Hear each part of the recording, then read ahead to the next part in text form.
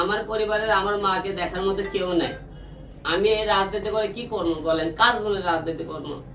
যে রাজনীতিকে মানুষ দালাল বলে, মানুষ উন্নয়ন করে না। আমি এই রাজনীতি চাই না ভাই, তাই আমি রাজনীতি ছেড়ে দিব। আমি রাজনীতি করবো না। আমি করেন মামলা করে আমি আদালত থেকে বের হওয়ার পরে আদালত থেকে আমি নিচে গেট নামিনি। ও আচ্ছা, মামলা করতে গেছিলাম।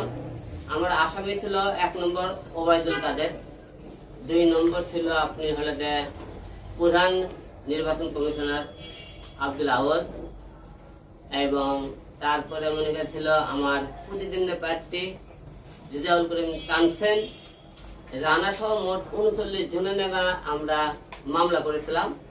আওয়ামী লীগের লোকজন যারা আমাকে মারধর করেছিল, সেই মামলা করে কেবলই কোর্ট থেকে বের হয়েছে গেটে। এর মধ্যে 8-10 জন ছেলে পেলে ডাইরেক্ট আছে আমাকে মানে কলার ধরে ডাইরেক্ট হিট করলো।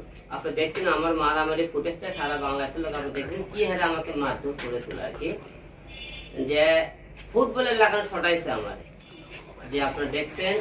এবং কি হারে আপনি যে লোকগুলো মারধর করছে তাদের এক একটা শরীরে ওয়েট দেখছেন, যে ওয়েট গুলো আমার মতো লোক শরীর এখন বেঁচে আছে, সেটা আল্লাহ পাক কেন যে আমাকে বাঁচে রাখছে এখন বলতে আমি জানি না। শুধু মার খাওয়ার জন্য বাঁচে রাখছেন আমি তাও জানি না। যাই হোক, সেখান থেকে ওখান থেকে লোকজন করছে তুই তারেক দিয়েও গালিগালাজ কেন করছিস? আমি তাদেরকে বললাম যে আমি তারেক দিয়ে গালিগালাজ করছি, এবং আপনারা যারা মিডিয়াতে আছেন অনলাইন তারা একদিন ফলো করবেন। আমি তারেক দিয়ে কোনো গালিগালাজ করে থাকি ভিডিও ক্লিপ তো দেখাতে পারি না, অথবা বিএনপির কোন নেতা আমি গালিগালাজ করেছি। আমি অন্যায়ের মধ্যে যদি একটা অন্যায় করে থাকি সেটা রুহুল কবিরের বিরুদ্ধে একটা মামলা করেছিলাম। সেই মামলাটা আমি বলেছিলাম যে আমাকে ডিবি হারুন ট্যাপে ফেলে মামলাটা করাইছিল, এরকম মামলাটা করেছিলাম, এটা কিন্তু সেটা বলছি। এছাড়া বিএনপির কোন একটা নেতা আমি অসম্মান করে কথা বলছি, আপনারা আমাকে ভিডিও ফুটেজে দেখাবেন। এখন আমি বলে দালাল হয়ে গেছি, এখন হিরো আলম তুই করতে তুই দালাল হয়ে গেছে, তাহলে আমি বলে দালাল হয়ে গেছি। এখন মানে বিএনপির বিরুদ্ধে কথা বলতেছি আমি দালাল হয়ে গেছি, এখন দালাল বলে আমাকে সবাই। এখন সে মামলা করে পরে আমাকে তারা কিন্তু ওকে জোর করে কেউ কান ধরে উদ্বোস করেছে, আপনি দেখছিলেন এই অবস্থায়। আমি ধরে আমাকে কিন্তু বিভিন্ন রকম মারছিলাম, এর মধ্যে ধরছিলাম, ওরা আমার কান ধরে উদ্বোস করার চেষ্টা করছে, জোরকে শ্বাসে ধরে। স্বাধীন দেশে আমরা বলেছিলাম দেশ স্বাধীন হয়ে গেছে, মনে হয় আমরা স্বাধীন হয়েছি। সেটা কোন স্বাধীন হচ্ছে আমি জানি না, আমরা স্বাধীন হতে পারছি নাকি জানি না। যখন আওয়ামী লীগ সরকার ক্ষমতায় ছিল তারা একতরফায় আদালত দখল করছে, ইউনিভার্সিটি বলেন যে কোনো প্রতিষ্ঠান তাদের দখলে ছিল। বিএনপি আসার পরে আদালত দখল করছে, কারণ আমরা বিচার করবে নিতে যাই আদালতে। সেই আদালতে যদি বিচার করবে যায় তো সেখানে মানুষ সাক্ষী প্রমাণ অবস্থায় দেখে মার খায়, মানুষ বিচার নিতে যাবে কোথায়? আদালতেও তো মানুষের তো নিরাপদ জায়গা পাইতেছে না, যে আমরা আদালতে নিরাপদ একটা জায়গা পেয়েছি, এই জায়গাটা আমার নিরাপদ, সেখানে আমরা বিচার নিতাম, সেখানে কিন্তু আমরা নিরাপদ না। সেখানেও একতরফা লোকজন আমাকে মারধর করে। এখানে অনেকে বলছে তারা আওয়ামী লীগের লোক তোর মারছে, এটা মিথ্যে কথা। ওখানে আওয়ামী লীগের একটা লোক ছিল, না হলে নুরুল নামে একটা ছেলে, কালো করে একটা ছেলে দেখে মারছে, সে ছিল আওয়ামী লীগের। আমরা একটা দিন দেখছি যখন বিএনপি সরকার আওয়ামী লীগ সরকার ক্ষমতা ছিল, বিএনপির অনেক নেতা আওয়ামী লীগ হয়ে গেছিল। এখন বিএনপি ক্ষমতা থাকছে, অনেক লোক আওয়ামী লীগ হয়ে গেছে, দেখবেন আওয়ামী লীগ হয়ে তারা মারধর করতেছে। কিন্তু অনেকে বলছে তারা বিএনপির লোক। আমি বিএনপির 1 নম্বর রনি, 2 নম্বর হলে মিজান, জাহাঙ্গীর, সবুজ, এইরকম মোট 8 জন লোক আমাকে ওতে মারধর করছে। এর মধ্যে 7 জন ছিল বিএনপি, এরা কথা বিএনপির না। আমার বাসা কিন্তু বগুড়া, আপনারা সবাই জানেন। বগুড়াতে আমি তাদের নাম খুঁজে খুঁজে বের করছি। বিএনপির লোকেরা বলতেছে বিএনপির লোক নাকি। বিএনপি আরো একটা কথা বলে হিরো আলম নাকি ইউটিউবের বিজনেস করার জন্য নাটক করেছে। আমাকে যে মারছে, আমার মায়ের খায় কি আমার ইউটিউবের বিজনেস করা লাগবে ভাই? হ্যাঁ, আপনারা বিএনপি লোকরা যে কথাবার্তা বলেন যে এখন একটা দলে করতে, তারা আমাকে বিএনপি কেউ নাই। আমার কথা বিএনপি দল কেউ নাই হবে। বিএনপি কে একটা কথা বলতে চাই, আর আপনারা সাংবাদিক সম্মেলন এবং বিএনপির আমাদের অফিস থেকে আদালত 10 মিনিট লাগে, আপনি হাঁটে গেলে, রিক্সায় গেলে লাগে 5 মিনিট। যারা আমার উপর মারধর করছে তা আপনারা এখন পর্যন্ত তাদেরকে আপনারা কেন প্রমাণ করতেছেন না যে তারা বিএনপির কেউ না? যদি বিএনপির কেউ নাই হবে আপনি প্রমাণ করে দেখালেন না কেন? আপনারা বলেন যে হিরো আলম মিথ্যে বলছে, বিএনপির হিরো আলম আওয়ামী লীগের দালালি করতেছে, আপনাকে সম্মান দালালি করতেছে, আপনারা প্রমাণ করেন না কেন?